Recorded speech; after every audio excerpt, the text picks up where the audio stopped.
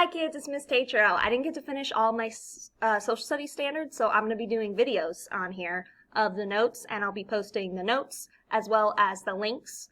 You'll just have to answer like a few short questions about it. So I'm going to start from the beginning. So the first group that we're going to talk about, and we're talking about Mesoamerica, so that would be like Mexico and Venezuela, countries in that region. So we're talking about the Mayans. If we look at the Mayan timeline, if you look here, the beginning is about 1100 BC. That's when they first started. These are really hard to read, but it was more important for the numbers. So they go from about 1100 BC to 800 AD. What that means is that they had a span of about 1,000 years where they were active. And we'll talk more about this 800 as we go on.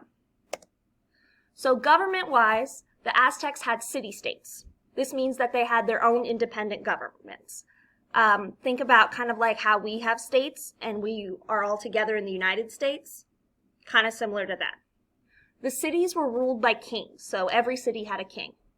The king was given the right to rule by the gods, or that's what the Mayans thought. The priests had influence over the king. They would tell him what they thought the gods wanted and what they thought was best. They had really strict laws. They had laws against murder, arson, and crimes against God were punishable by death. So if you murdered someone, if you burnt down all the buildings that someone owned, you could be put to death. They reduced the penalty if it was accidental. So if you accidentally set fire to something, like you're carrying around a torch, you drop it, you set the building on fire, the punishment was reduced because it was an accident. They had judges and trials, but they didn't have prisons. So generally their punishments were you either had to pay a fine, you got put into slavery, so you became a slave, or you got the death sentence. So there were no prisons. It was not like you went away for a while. You either paid the fine, you became a slave, or you died. So the Mayan nobles were also subject to the law. You're going to find that as we go on that this isn't always true for all cultures. Sometimes you'll find that nobility kind of get the free way out. But with the Mayans, everyone was subject to law. If a noble was found guilty, they were often punished even more severely than a commoner. So if you were royalty or if you were noble and you did something bad, you got punished worse because they expected better from you, which I think is really interesting. So the next thing I want to talk about is religion. So the Maya had many gods. So they were polytheistic. That just means they worshiped more than one god. I will say, when I'm talking about religions, you don't have to believe in this religion. I am just educating you that there are other religions. No need to be disrespectful. So some of the big gods that they worshipped were Itzamna. Sorry if I say these wrong. Do my best. Itzamna, who was the god of fire who created the earth. Bolan Tazakab was the god of storms and wind. Cha'ak was the god of rain and lightning, and he had a lightning axe to strike the sky. And Cha'ak, we actually can see some similarities if you've watched Thor, kind of similar. These are all also pictures. So this is Itzamna, and then this one's Bolan Tazkab. So kings served as middlemen between the humans and gods. What that means is that the kings are trying to do what the gods want, trying to follow what the gods want them to do. So they're kind of intervening on behalf of the humans. Priests performed rituals, so their priests would often try to predict the future, create rainfall, do miracles, and prevent catastrophe. So the priests were responsible for a lot of stuff. One thing about the Mayans is they had a really scary afterlife. So the Mayans believed that once you died, you had to travel through the underworld to reach heaven. So that would be like you had to go from hell to heaven. You had to climb your way up. You only started in heaven, so you only got to heaven right away if you were sacrificed to the gods or you died in childbirth. So if you were a woman and you died giving birth to a child, they said, you'll start in heaven. If you were a sacrifice, a human sacrifice to the gods, they said you'll start in heaven. Everyone else had to work their way from the bottom up, even the king. The two videos. One is a video, one's a website. Sorry. The first one is a video about the creation story of the Mayas. I'll post that. Second one is just some information about the Aztec, Maya, and Inca, which are what we are going to be learning about. So you can look into further stuff. It'll give you more information if you want to go that far. Next.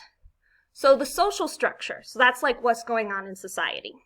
So the nobles lived the high life. They had servants do everything for them. And over here, I have a picture of some of the clothing. They had colorful clothes with lots of embroidery, and you can see the embroidery with the flowers, lots of color and design.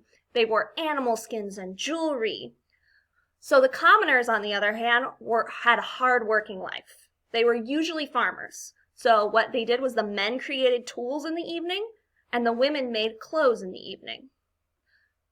So they, in the morning and afternoon, would work the farms, and then men in the evening would make tools, women would make clothes. And when you see depictions of people, of native people from that time, a lot of times they have tattoos. That was the Mayans. The Mayans often gave tattoos. And what's interesting is they had a practice of always bathing in the evening, even if you were a commoner. So you would always get like a fresh shower after you worked hard. Okay, moving on. Society. So they actually have a lot of different interesting things going on that we have in our time. They had entertainment, they had music, dance, and they have something called the Maya ball game. And the Maya and the Aztecs share this. They both played this game. The video, one of them is explaining what it is, and then one of them is an image of them doing it. It's like a reenactment. If you've ever watched The Road to El Dorado, that's the ball game that they play is similar. So in this picture, you would have like sloped edges, and there'd usually be like a hoop for them to like get the ball through. The video does a really good job of explaining how the game is played. I'm not very good at that. It's a sports thing. So Maya had a really different concept of what beautiful was to them. So the Maya believed that beauty, you had to be cross-eyed, you had to have a flat forehead, a big nose. That was beautiful to the Maya. If you had all those, you were a beautiful Mayan person. And the Maya had tons of different dances, hundreds. They had snake dance, monkey dance, dance of the stag, and these were all animal-based, and they all did different things. Some of them were to worship gods. Some of them were to get rainfall. So they did a lot of different dances for different reasons. Agriculture. Agriculture just means food that they grew, so plants and animals. So the main foods that they have, I got a kind of comprehensive list on here.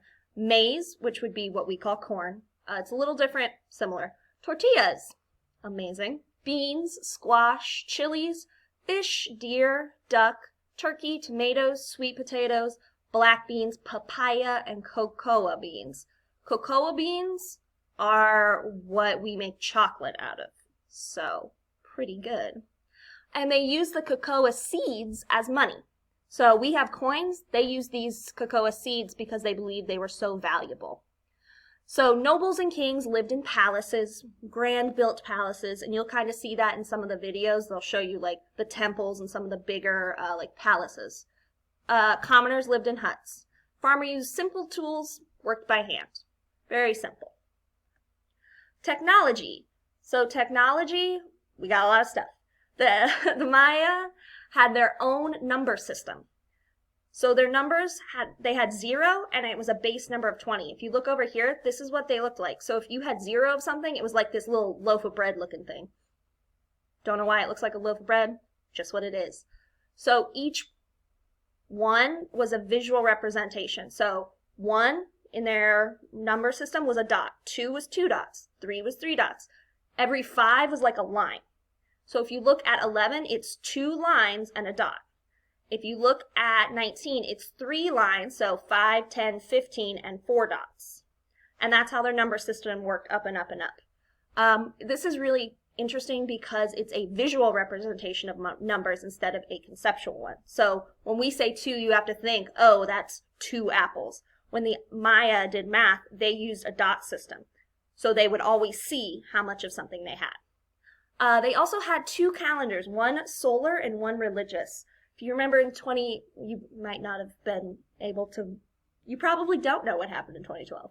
But in 2012, the Maya ended their calendar and they didn't create another one. So people thought that that would be the end of the world.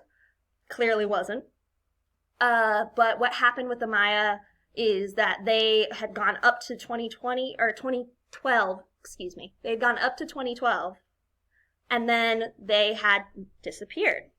And so they just didn't complete the next one. They would have made more. They had pyramids, and their pyramids are like this. They're like the square ones. So it's square upon square upon square upon square, and the squares get smaller.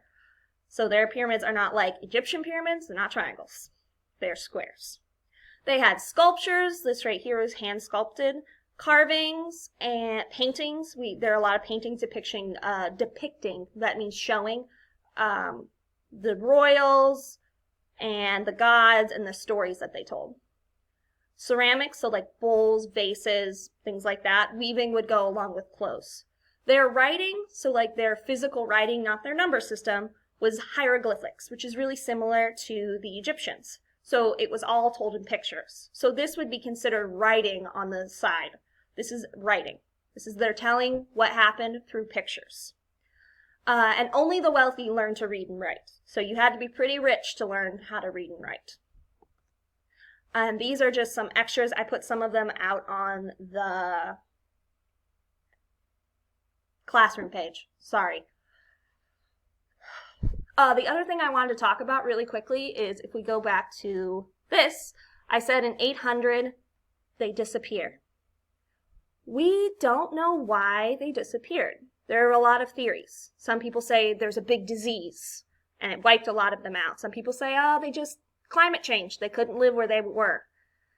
Some people said, maybe a big storm or a big catastrophe happened and that's why they couldn't. We don't officially know, but every time we find ruins for the Mayans, we learn a little bit more about them. So that's everything I had on the Mayans. Be sure to watch the videos and then answer some short questions. I'm going to have 5 of them about the notes. Okay? I hope everyone's doing okay. Keep up the good work.